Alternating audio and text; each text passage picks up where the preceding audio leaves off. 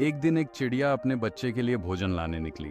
चिड़िया ने फूलों और हरे भरे पेड़ों के बीच भोजन की तलाश शुरू की। चिड़िया ने जमीन से एक कीड़ा उठाया। उसकी चपलता और निपुणता को दर्शाते हुए चिड़िया ने कीड़ा अपने बच्चे को देने के लिए घर की ओर उड़ान भरी। चिड़िया ने धीरे से अपने बच्चे के मुंह में कीड़ा डाल दिया। यह मातृत्व का एक सुंदर क्षण था। भोजन के बाद चिड़िया का बच्चा उत्साहित होकर अपने पंख फड़फड़ाने लगा। माँ चिड़िया अपने बच्चे को घोंसले से बाहर निकलने के लिए प्रोत्साहित कर रही थी। चिड़िया का बच्चा बहादुरी से घोंसले से बाहर कूदकर एक शाखा पर बैठ गया। माँ चिड़िया गर्व से अपने बच्चे को शाखा पर घूमते हुए देख रही थी। चिड़िया का बच्चा अपने पंखों को आजमाने के लिए शाखा पर बैठा था, उड़ान भरने के लिए तत्पर। चिड़िया का बच्चा अंततः हिम्मत जुटाकर उड़ान भरने लगा।